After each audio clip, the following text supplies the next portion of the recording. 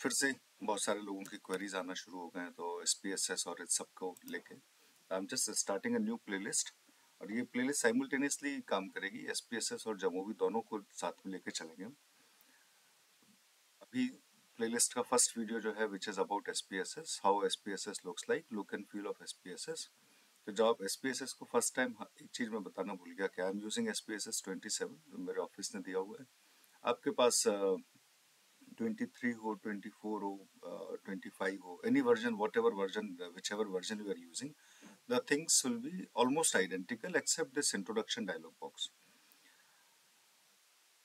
वालों के इंटरफेस में थोड़ा सा डिफरेंस हो सकता है, मुझे बहुत आइडिया नहीं है मैकबुक का, I have never used it, तो बट मुझे लगता है मोर और लेस ऐसा ही होगा, आसपास ही होगा, बहुत ज़्यादा डिफरेंसेस नहीं होंगे। थोड़ा सा अगर आप डीप देखेंगे तो you will be able to see the differences.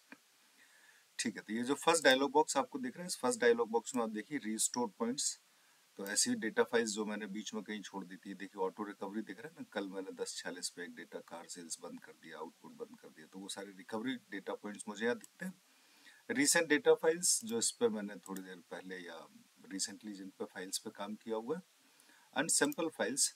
This is important because ज़्यादातर लोग ये स्ट्रगल में रहते हैं कि सर हमने SPSS तो सीख लिया, हम एक्सपेरिमेंट कैसे करें, क्योंकि सॉफ्टवेयर सीखने के लिए इंपॉर्टेंट है कि आप उसके साथ थोड़ी देर खेलिए। until and unless you play with the software you won't be able to learn, और खेलने के लिए आपको डेटा चाहिए। तो this sample tab, this sample panel will help you in attaining these data tabs। यहाँ पे आप सैम्पल फाइल में अगर हैं तो you will be able to scroll it and you can see कितने सारे सैम्पल फाइल्स SPSS वालों ने, कंपनी ने आपको दिए हैं। लाइक मेरी फेवरेट कार सेल्स है, जिस पे ज़्यादातर टेस्ट, ज़्यादातर प्रोसीजर कर पाते हैं, लेकिन अलग अलग चीज़ों के लिए अलग अलग सैम्पल फाइल्स यूज़ किए जा सकते हैं। वो लोग जो लोग 27 वर्जन यूज़ नहीं कर रहे हैं, उनके लिए एक आसान काम ये कर देते हैं कि भाई कहाँ पे मिलेंगे ये सैम्पल फाइल्स। मैं इसको फिलहाल ऐसे ही क्लोज कर देता हूँ। Where you will get the sample files, you will go to this PC, C drive, program files, x86 वाली फाइल प्रोग्राम फाइल्स वाले फोल्डर में मत चाहिए, program files, IBM, SPSS, statistics.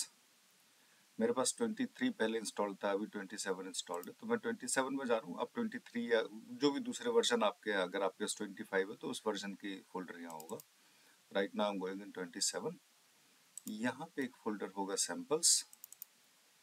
Samples के अंदर वैसे कई सारे लैंग्वेजेस के फोल्डर हैं, आप देखेंगे French, German, Italian, Japanese, Korean, Polish, Spanish, इन सारी लैंग्वेजेस में डेटा मिलते हैं, बट हमारा टारगेट है English language which we easily understand.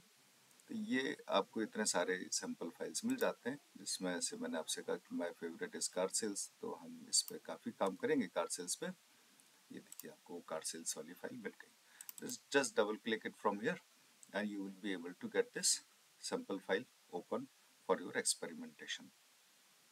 This is one how to play with the software and how where to get the sample files along the stuff. ये जो path है, ये path I will type into the description of this video। बस ये 27 को आप एक बार replace कर लीजिए, ये आपके उस पर जाएगा, जो भी वर्जन आप यूज कर रहे हैं उससे चेंज हो जाएगा। Otherwise you can simply copy and paste this path. तो ये ऐसे काम करेगा। ठीक है, now let's look at the first window. ये तो डेटा फील्ड है, हम एक नई फाइल ओपन कर लेते हैं, जो सब सारे लोगों के लिए एक बड़ा चैलेंज है। New file, new data, it is a blank file. तो ये जो न्यू डेटा फाइल आप देख रहे हैं, यहाँ पे आप एक्सट्रीम बॉटम लेफ्ट में देखेंगे तो you will see two panels, data view and variable view. Data view में आपको एक्सेल की तरह कॉलम्स दिखाई देंगे।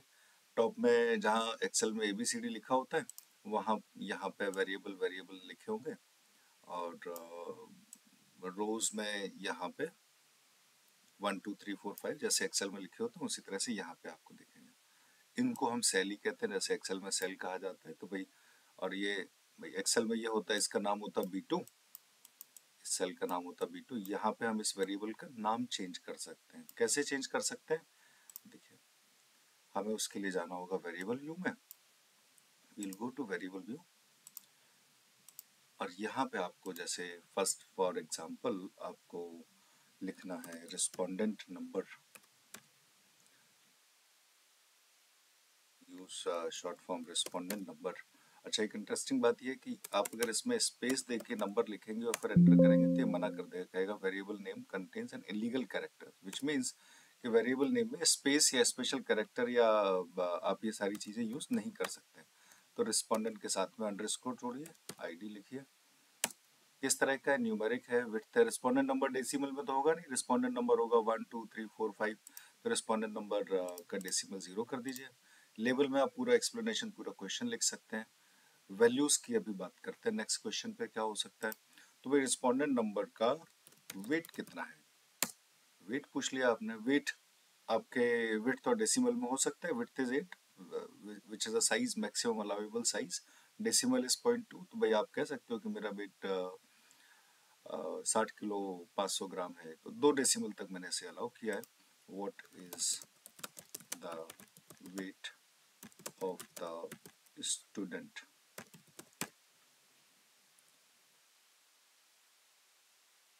जब मुझे स्टूडेंट ही दिखाई देते हैं ज़्यादातर आप अपने हिसाब से जो भी आपको एग्जाम्पल ठीक लगे आप उसे यूज़ कर लीजिए। तो ये लेबल का यूज़ हो गया। फिर आया अपने सबसे ज़्यादा जो हम रिसर्च में स्केल यूज़ करते हैं वो होती है लाइकर्ट स्केल, बट फिलहाल हम नॉमिनल स्केल की बात करते हैं। तो मैंने पूछा भाई जेंडर, यू थिंक जेंडर में डेसिमल होते हैं? तो भाई जेंडर के लिए कोई मुझे या तो 1 देगा फॉर मेल, 2 देगा फॉर फीमेल, जो भी आपको ठीक लगे। तो जेंडर में डेसिमल की जरूरत नहीं है मुझे।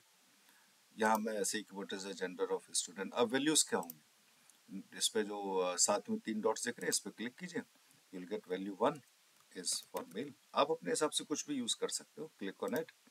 2 फॉर फीमेल, आप इसको इंटरचेंजेबली भी यूज करेंगे कि 1 फॉर फीमेल 2 फॉर मेल, तब भी ये काम करेगा। Click on it, okay. Next type of variable is will you recommend my product, recommendation.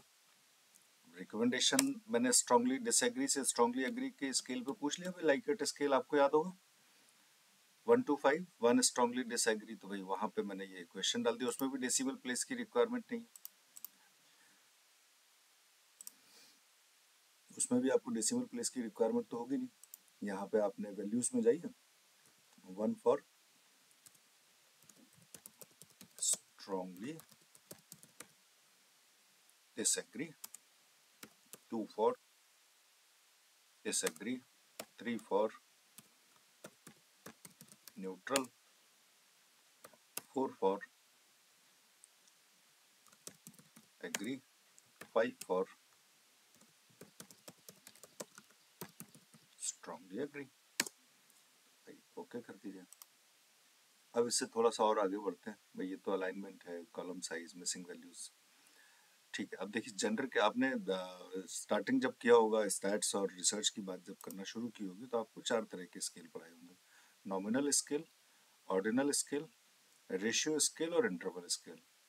उन 4 में से 3 आपको यहाँ मिल जाते हैं, नॉमिनल स्केल, ऑर्डिनल स्केल, और ये जो स्केल है this is a combination of ratio scale and interval scale both.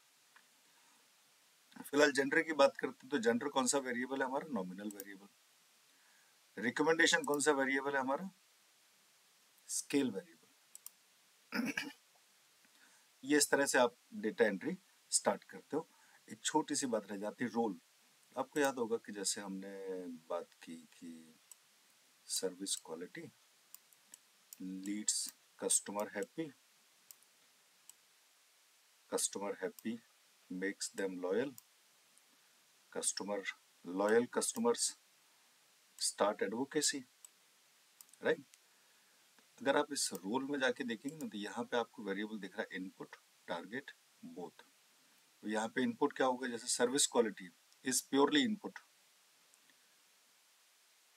customers happy is both input for loyalty and target for service quality, loyalty is both and ये जो आपका advocacy is a target.